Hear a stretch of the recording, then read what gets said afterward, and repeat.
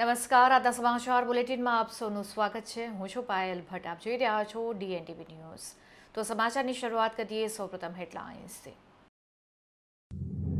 વડોદરાની મધ્યસ્થ જેલના કેદીઓ પણ આપશે બોર્ડની પરીક્ષા। બોર્ડ પરીક્ષાને લઈને જેલ તંત્ર દ્વારા ખાસ તૈયારી કરવામાં આવી।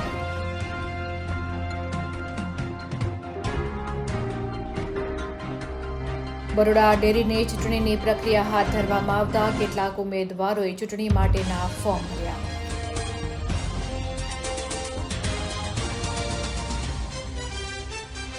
સાવલી તાલુકાના આસોજ ગામે ડુપ્લિકેટ ચલણી નોટો બનાવવાનું રેકેટ ઝડપી પાડવામાં આવ્યું।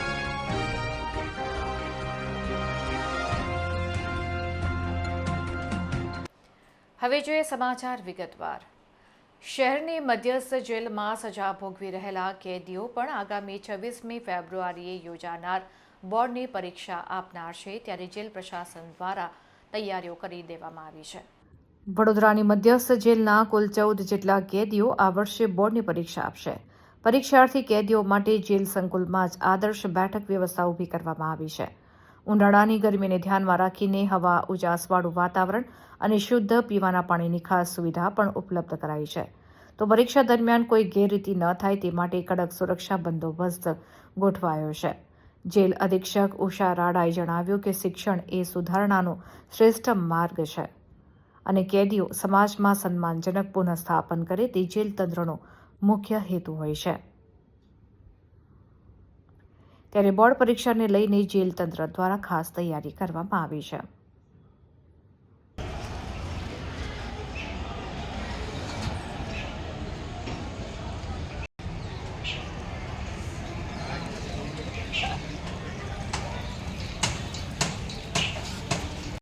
બરોબર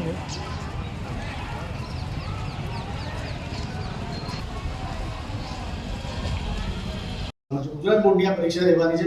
જે વિદ્યાર્થીઓ છે તેમને મૂળભૂત શિક્ષણનો અધિકાર મળી રહે તે સર્વપ્રથમ અને પ્રાથમિકતા છે ખાસ કરીને ગુજરાત સરકારની। ત્યારે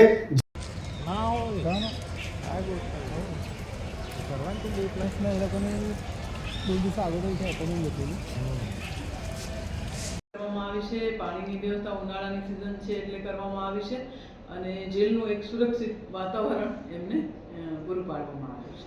એ લોકોને એજ્યુકેશન જેલમાં કેટલા કેદી 10મા 12માની પરીક્ષા આપી રહ્યા છે, જેલ તંત્ર દ્વારા કેવા પ્રકારની વ્યવસ્થા જેલ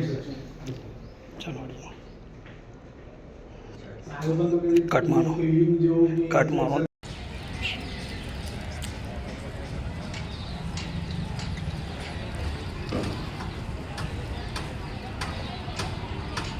આ વખતે 10માના 8 કેદીઓ છે અને 12માના 4 કેદીઓ છે। દાહોદના પણ 2 કેદીઓ, એટલે ટોટલ 14 જેટલા કેદી ભાઈઓ છે એ એક્ઝામ બોર્ડની આપી રહ્યા છે। એમના માટે આપણે ખૂબ સારી વ્યવસ્થા પણ કરવામાં આવી છે।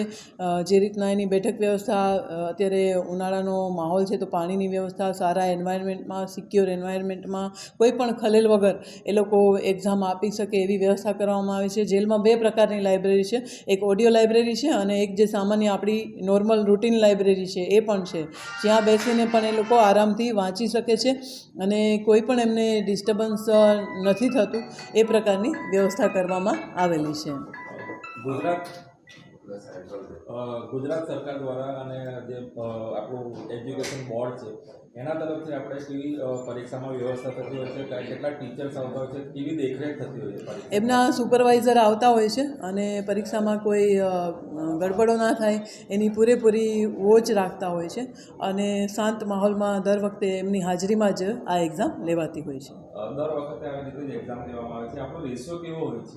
રેશિયો જનરલી 18-19, 18-19 હોય, ક્યારેક 16-18 હોય, એવી રીતના આ કેદીભાઈઓ છે 10th 12thની એક્ઝામની સંખ્યાનો રેશિયો એટલો હોય છે। આ જે સ્ટુડન્ટ ભણી રહ્યા છે એવા બીજા અનેક વિદ્યાર્થી હશે કે કોઈ અનેક સ્કિલ ડેવલપમેન્ટમાં આગળ જોઈએ તો એમાં જેલ પ્રશાસન કેવી મદદ કરે? અગાઉ પણ ઘણા બધા છે ઇગ્નુમાં એક્ઝામ આપી છે, કોઈએ બાબા સાહેબ આંબેડકર ઓપન યુનિવર્સિટીમાં એક્ઝામ આપી છે, ઘણા લોકો એમની ગ્રેજ્યુએશનની એક્ઝામ આપી રહ્યા છે। એક ડૉક્ટર પણ છે કે MBBS થયેલ છે અને આગળનું એમનું MDનું પણ સ્ટડી ચાલુ છે।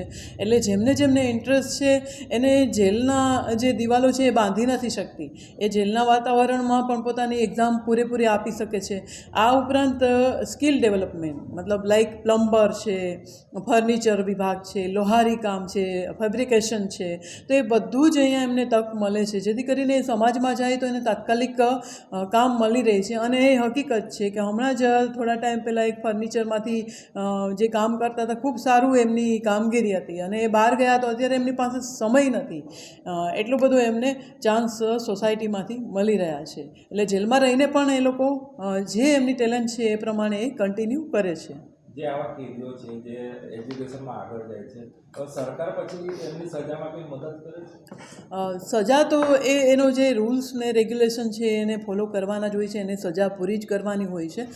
પણ સજા પૂરી કર્યા પછી એમની ઉંમર, એમની લાયકાત, એમનું મેરિટ, એ ઘણી બધી સંભાવનાઓને આવરી લેવાતી હોય છે ને એ પ્રમાણે એને ચાન્સ મળતો હોય છે. બરોડા ડેરીમાં ચૂંટણીની પ્રક્રિયા હાથ ધરવામાં આવતા કેટલાક ઉમેદવારોએ ચૂંટણી માટેના ફોર્મ ભર્યા હતા. બરોડા જિલ્લા સહકારી દૂધ ઉત્પાદક સંસ્થા દ્વારા ચૂંટણી પ્રક્રિયા હાથ ધરવામાં આવી છે. આ ચૂંટણી પ્રક્રિયાના ફોર્મ જૂની કોઠી બિલ્ડિંગ કચેરી ખાતે ભરવામાં આવતા હોવાથી ઉમેદવારો આજે ફોર્મ ભરવા માટે જૂની કલેક્ટર કચેરી ખાતે આવી પહોંચ્યા હતા, જેમાં અતુલ પટેલ, યશપાલ ગોહિલ અને હિતેશ પટેલ સહિતના ઉમેદવારોએ ફોર્મ ભર્યા હતા. ચૂંટણી ફોર્મ ભરવા આવેલા ઝોન 3ના ઉમેદવારે આ બાબતે જણાવ્યું હતું.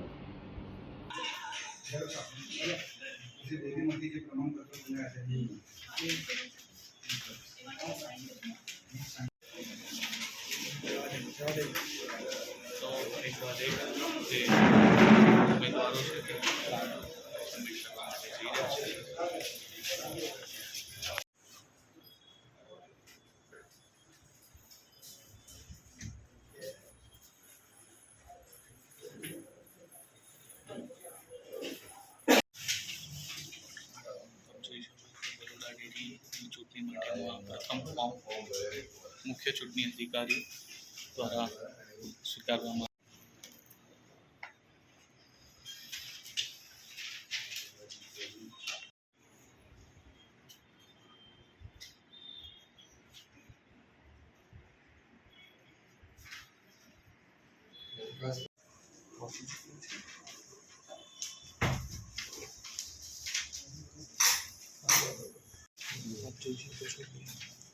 હિતેશ પટેલ હાલ મુખ્ય ચૂંટણી અધિકારી. આજે મેં બરોડા ઝોન 3માં ઉમેદવારી નોંધાઈ છે.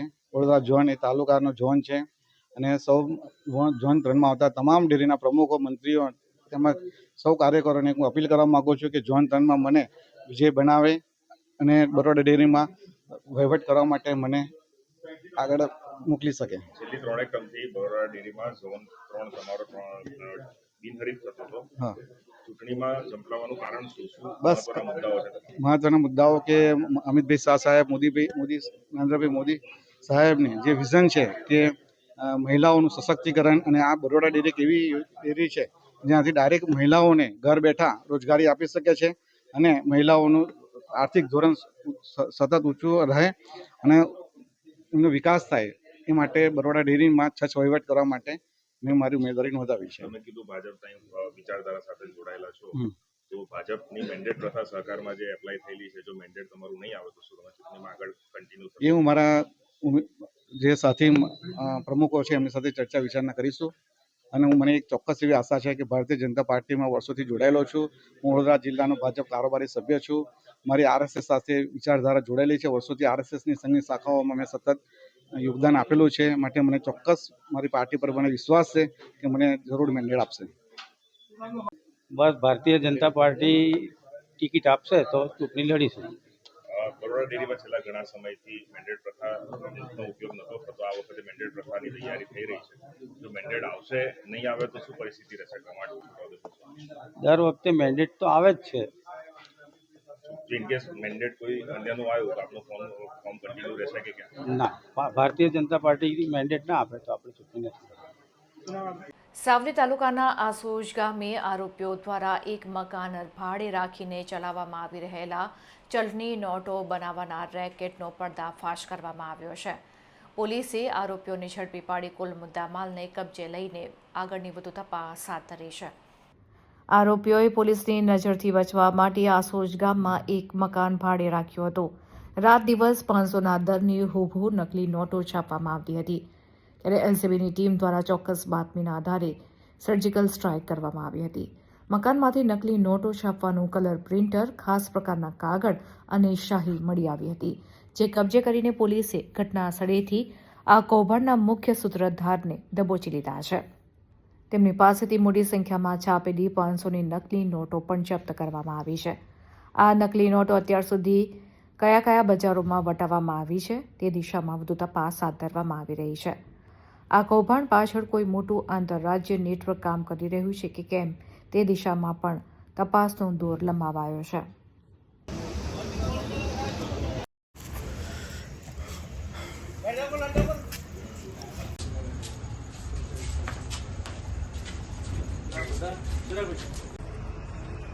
નમસ્કાર, સ્પાર્ક ટુડે ન્યૂઝમાં આપનું સ્વાગત છે. તમે જોઈ શકો છો આ જે મકાન છે તેમાં નોટ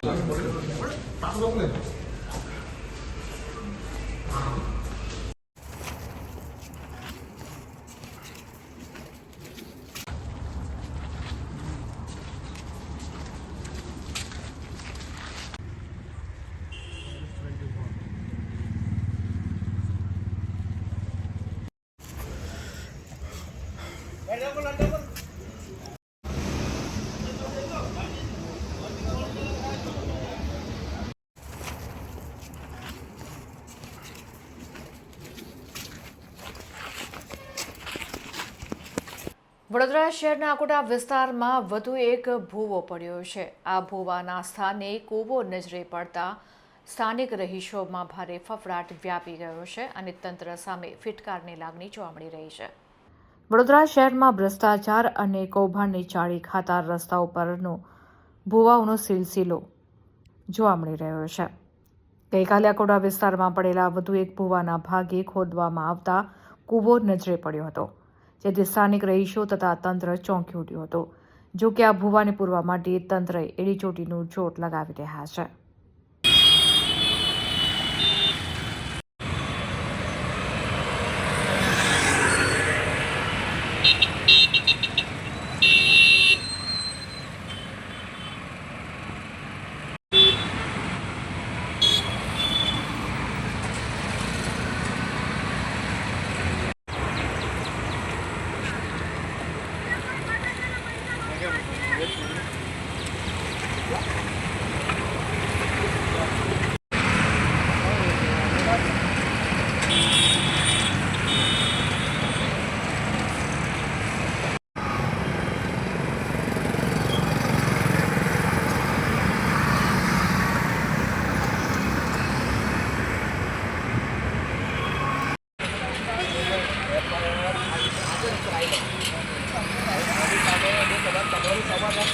ગુજરાતી ફિલ્મ જગત માટે અત્યારે સુવર્ણકાળ ચાલી રહ્યો છે. ત્યારે આગામી ગુજરાતી ફિલ્મ વાટ લાગીનું શુભ મુહૂર્ત યોજાયું હતું. E4U એન્ટરટેઇનમેન્ટ દ્વારા ફિલ્મ વાટ લાગીનું શુભ મુહૂર્ત ફિલ્મના મેકર્સ અને સ્ટાર કાસ્ટની ઉપસ્થિતિમાં સંપન્ન થયું. આ પ્રસંગે નિર્માતા Nileshbhai Modi, Amit Vedawala, Premal Trivedi, director Parth Shukla, star cast Bhavya Gandhi, પ્રેમ ગઢવી, ઓમ ભટ્ટ, દીપ વૈદ્ય વગેરે ઉપસ્થિત રહ્યા હતા. યુવા પેઢીના લોકપ્રિય અભિનેતા ભવ્ય ગાંધી અને સુંદર અભિનેત્રી જીનલ બેલાણી આ ફિલ્મમાં મુખ્ય ભૂમિકામાં જોવા મળશે, તો તેમની સાથે પ્રેમ ગઢવી, ઓમ ભટ્ટ, દીપ વૈદ્ય જેવા પ્રતિભાશાળી કલાકારો પોતાની અદાકારીના કામણ પાથરશે. ફિલ્મનું નિદર્શન જાણીતા ડાયરેક્ટર પાર્થ શુક્લા કરી રહ્યા છે, જ્યારે સિનેમેટોગ્રાફીની જવાબદારી પ્રતીક પરમાર સંભાળી રહ્યા છે. નિર્માતાઓના જણાવ્યા અનુસાર ફિલ્મનું ટાઇટલ જેટલું કેચી છે, વાર્તા પણ એટલી જ રોમાંચક અને ટ્વિસ્ટથી ભરેલી છે.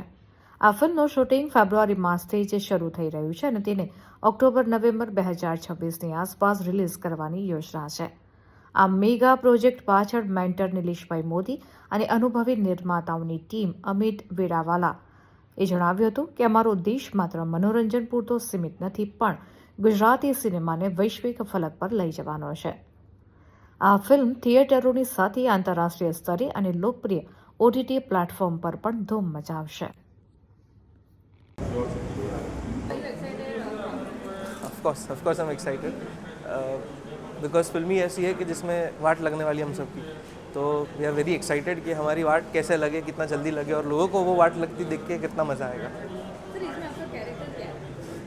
कैरेक्टर का नाम जैक है एंड द कैरेक्टर जैक का सबटेक्स्ट ये है कि वो जैक ऑफ ऑल है, तो वो किस तरह सारे प्रॉब्लम सॉल्व करता है एंड किस तरह उसकी भी वाट लगती है और उसके सारे दोस्तों के साथ मिलकर वो किस तरह ये वाट लगेली सिचुएशन में से बाहर निकलता है, वही हमारी फिल्म है।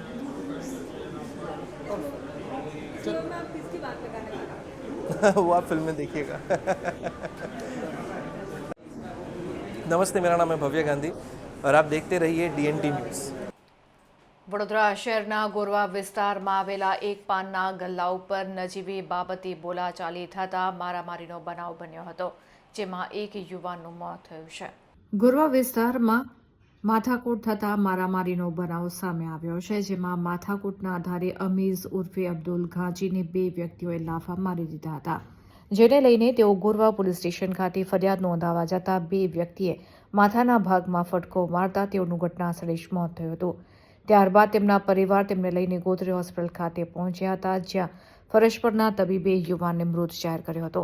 આ સમગ્ર મામલે અમીઝી ઉર્ફે અબ્દુલ ઘાજીના પુત્ર આરિફની સામે આ ઘટના ઘટી હતી, જેને લઈને તેઓની એક જ માંગ છે કે કાયદેસરની કાર્યવાહી થાય અને સજા થાય। પહેલી તો આપણા પાન સેન્ટર ગોરવા ગામમાં છે, તે મારા પપ્પા ગયા હતા। ત્યાં શું બનાવ બન્યો શું નથી બન્યો એ તો મને કંઈ ખબર નથી, પણ ત્યાંથી જ્યારે મારી ઓફિસ આગળ આવ્યા, મારા પપ્પાનું નામ વોરા અબ્દુલભાઈ ઇબ્રાહીમભાઈ છે, અને ત્યાં આવીને મને એમને એવું કીધું કે મને 2 લાફા માર્યા પહેલાં, બોલે તું ચાલ, પણ મેં ગયો ના, મેં એમને એવું કીધું તમે ઘરે જાઓ, જે ઘરે ના ગયા ને મારો ઓફિસનો સામાન મૂકવાનો હતો ત્યાં અંદર મૂકીને સીધો મેં બહાર નીકળ્યો, ત્યાંથી બૂમ પડી ને બૂમ પડી એટલે સામેની સાઈડથી ગોરવા પોલીસ સ્ટેશનની એક્ઝેક્ટ બહાર ગોરવા પોલીસ સ્ટેશન એક્ઝેક્ટ બહાર અંદર CCTV કેમેરાના અંદર બી કેદ થયેલું જ છે, અને એ ભાઈ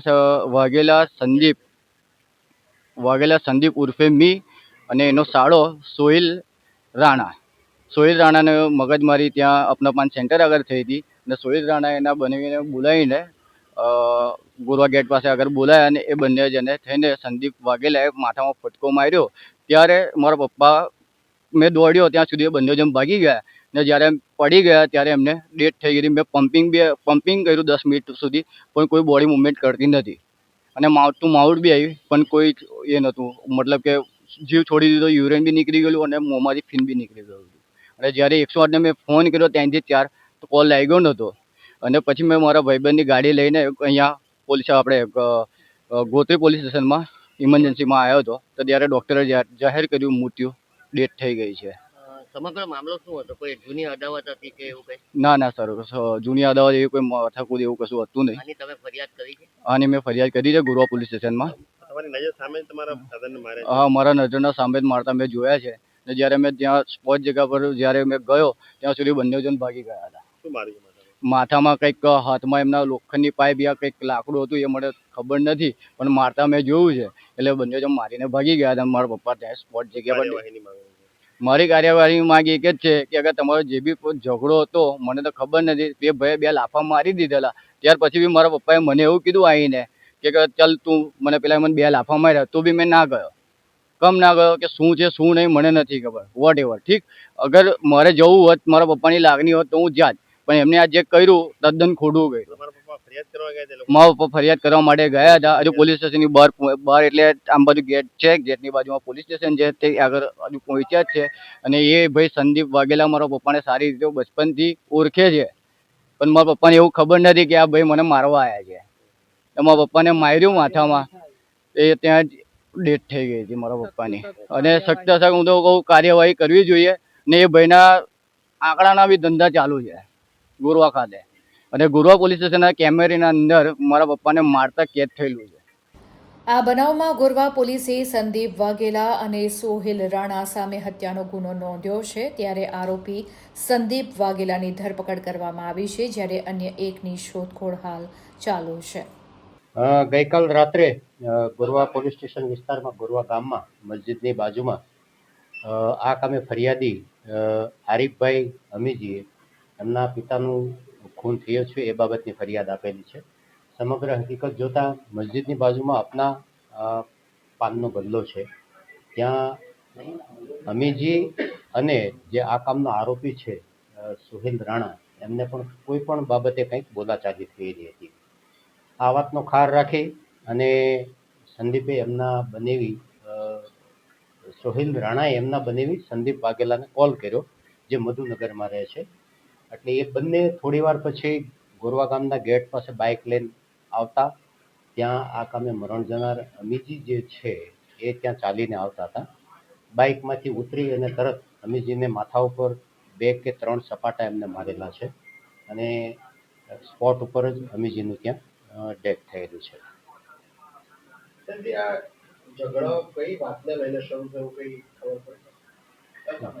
ઝઘડો ત્યાં પાનના ગલ્લે નાની એવી બોલાચાલી હતી. હજુ ડેડ બોડીનું પીએમ થવા પર છે, એટલે ઇન્વેસ્ટિગેશન ચાલુ છે, એટલે અમે મૂળ સુધી તો પહોંચશું. આરોપી કેટલા છે, કેટલા પકડાયા? આરોપી 2 જણ છે, એમાં એમના એક દીકરા દ્વારા આઈડેન્ટિફાઈડ થઈ ગયેલ છે સોહેલ રાણા, અને બીજા પણ જે છે એ હજી પોલીસ ગિરફ્તથી બહાર છે. જે મુખ્ય આરોપી છે આ ઘટનાની અંદર એના પહેલા પણ છે ગુનાહિત ઇતિહાસ? ના, એમનો ગુનાહિત ઇતિહાસ ચેક કર્યો પણ એવું કંઈ હાલમાં રેકોર્ડ ઉપર છે. જે ત્રણેય આરોપીઓ છે એના ઉપર કોઈના ઉપર ગુનાહિત ઇતિહાસ? 2 આરોપી છે, બાઇક ઉપર 2 જ આરોપી આવેલા હતા. એમના વિરુદ્ધ કોઈ એવો અત્યારે હાલમાં રેકોર્ડ ઉપર છે નહીં. પુરાવા તરીકે શું મેળવ્યું છે?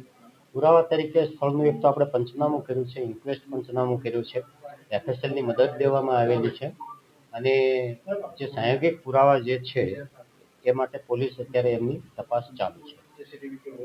હા, સીસીટીવી અવેલેબલ છે. સીસીટીવીનું એનાલિસિસ કરી અને જ્યારે જાહેર કરવા પાત્ર થશે ત્યારે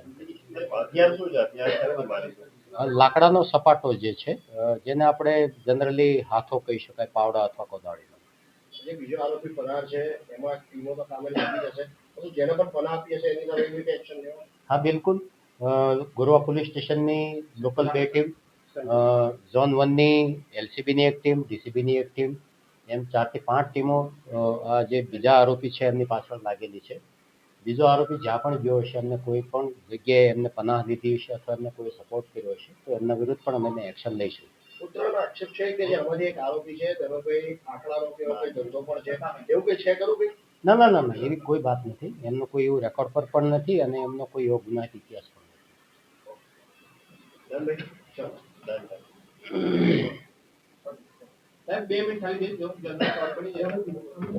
વડોદરા શહેરના તાંદલજા વિસ્તારમાં ઇવેન્ટના કામના રૂપિયા લેવા ગયેલા 2 યુવકોને લકી નામના યુવકે ઢોર માર મારતા આ મામલો પોલીસ મથકે પહોંચ્યો છે. વડોદરા શહેરના તાંદલજા વિસ્તારમાં રહેતા આયાઝ ખાન અને પઠાન અયાને લકી નામના યુવાનને કામ માટે બોલાવી મગજમારી કરી, જેમાં 4 જેટલા યુવકોએ આ બંને યુવાનોને માર મારતા બંને યુવકોએ મકરપુરા પોલીસ સ્ટેશને ફરિયાદ નોંધાવતા मामलो पुलिस मथके पहुंच्यो हतो।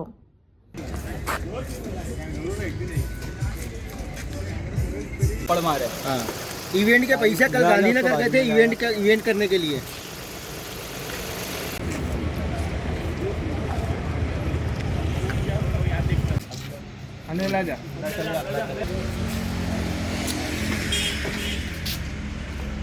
मेरा नाम अयाज खान है, मैं इवेंट मैनेजमेंट करता हूँ। तो मेरे को लक्की का मैसेज आया था कि भाई मेरे को है ना 3-4 लड़के चाहिए इवेंट के लिए गांधीनगर के लिए। तो मैंने बोला कि हाँ भाई हो जाएंगे। एक लड़कों का 900 रुपये पेमेंट था। तो हम लोग 3 जन गए थे, मैं, अयान और फैज़ान करके। तो यहाँ से हम लोग गए ना, तो वहाँ पे हम लोग ने काम वगैरह करा। वहाँ से आए ना, तो उन्होंने बोला था रात को पेमेंट मिल जाएगा, पर उन्होंने रात को पेमेंट दिया नहीं। और सुबह में मेरे को ऐसा फ़ोन करके बोलते कि तेरे से जो हुए कर ले, मैं तेरे को पेमेंट नहीं दूंगा। कौन? लक्की बोले और कृष्णा बोले कि तुम्हारे से जो हुए कर लो, तुम बहुत बड़े भाई हो, जाओ जो करना है वो कर लो। मैं बहुत बड़ा भाई हूँ, मेरे को कोई नहीं लगता, पुलिस वालों से भी मैं नहीं डरता, ऐसा सब बोल रहा था मेरे को। और फिर ऐसा बोलता है कि तुम्हारे जो करना है कर लो, और पैसे भी नहीं दिए। अभी सूसन पे हम लोग गए थे शाम को रोज़ा खोल के, और हम लोग को मारा बहुत है। इसको भी मारा है, देखो बहुत सारे पट्टे वगैरह ने सब मारे हैं, ने मेरे को भी मारा है, यहाँ पे पीछे खड़े वड़े और सब मारा है, बहुत तक मारा है। 25-30 जनों ने आके मारा है। और सूसन 4 रास्ते पे, और पैसे भी नहीं दिए, गाड़ी वाड़ी भी जमा कर ली है। और सोने की चेन भी थी, एक वो भी जमा कर ली है। વડોદરા શહેરના વારસિયા વિસ્તારમાં 2 ઈસમો જાહેરમાં બાખડતા અને 2 ઈસમો વચ્ચે જાહેરમાં મારામારીનો બનાવ બનતા જે ચર્ચાનો વિષય બન્યો છે. વડોદરાના વારસિયા વિસ્તારના પ્રેમ પ્રકાશ મંદિર પાસે 2 યુવાનોએ જાહેરમાં મારામારી કરતા સ્થાનિક લોકોમાં ભારે આક્રોશ જોવા મળ્યો હતો તો ડરનો માહોલ પણ વ્યાપી ગયો હતો. જો કે હવે કેટલાક માથાભારે વ્યક્તિઓમાં કાયદો અને વ્યવસ્થાનો ડર રહ્યો નથી, જેથી અવારનવાર આવા જાહેરમાં મારામારીના બનાવો બનતા વાતાવરણ બગડતું હોય છે. ત્યારે પોલીસની પેટ્રોલિંગ તેમજ કાર્યવાહી પર પણ અનેક સવાલો ઊભા થઈ રહ્યા છે. જો કે સોશિયલ મીડિયા ઉપર અપડેટ થયેલ આ વિડીયોને DNTV પુષ્ટિ કરતું નથી.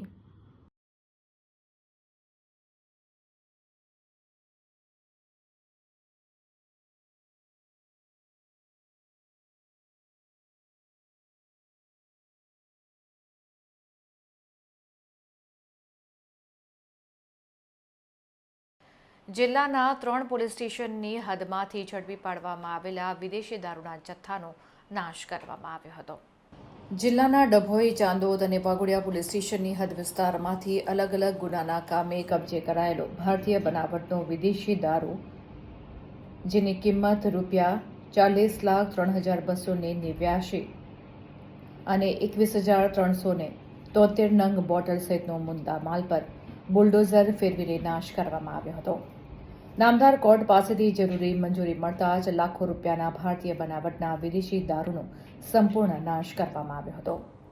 Dabhoi SDM, Dabhoi PI, Waghodia PI અને ચાણોદ PI આ સમયે હાજર રહ્યા હતા.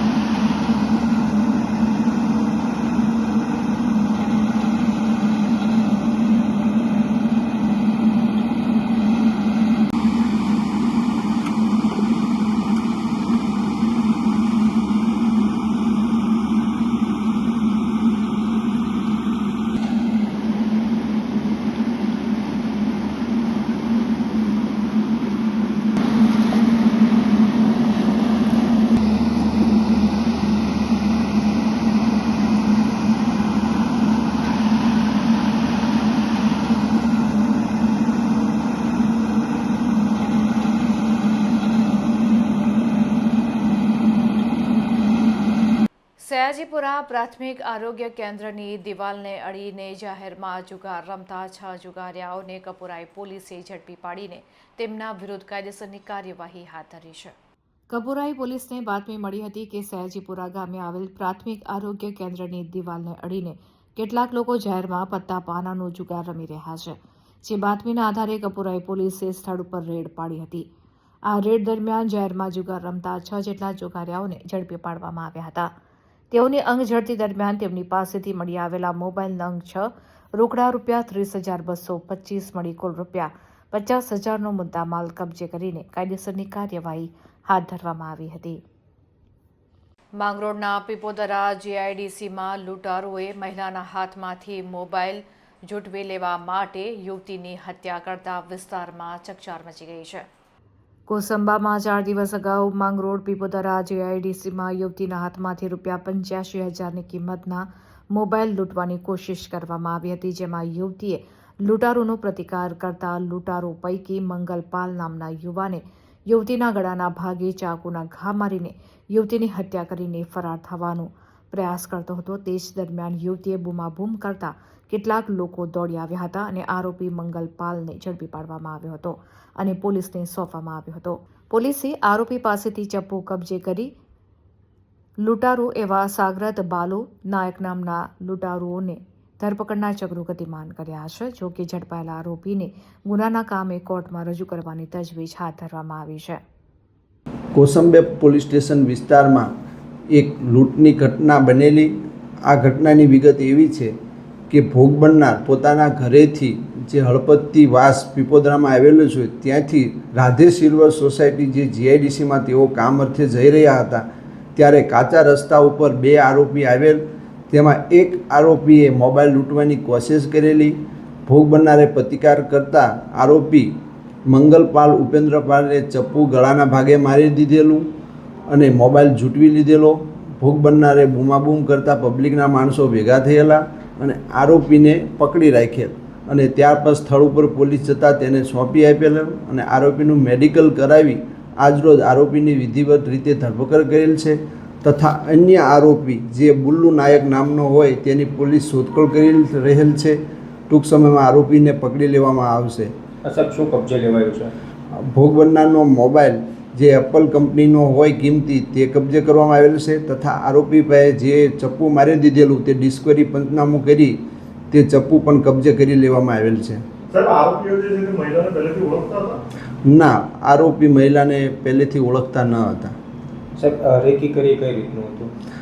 ભોગ બનનારના જણાવ્યા મુજબ આરોપી 2 દિવસથી એ રસ્તે ઊભો જે ગલ્લો હોય ત્યાં એને જોયો હતો એટલે ભોગ બનનારને શંકા છે કે આ મારી રેકી કરી રહેલો હતો અને મારી પાસે એપલ કંપનીનો મોંઘો મોબાઈલ જોઈ જતાં તેને આ ઘટનાને અંજામ આપેલાનું ભોગ બનનારે જણાવેલ છે. બંનેનો કોઈ ગુનાહિત ઇતિહાસ આરોપીઓ? હાલ બંનેનો કોઈ ગુનાહિત ઇતિહાસ જાણવા મળેલ નથી. તો આ હતા અત્યાર સુધીના સમાચાર. વધુ સમાચાર સાથે ફરીથી મળીશું. ત્યાં સુધી મને રજા આપશો. નમસ્કાર.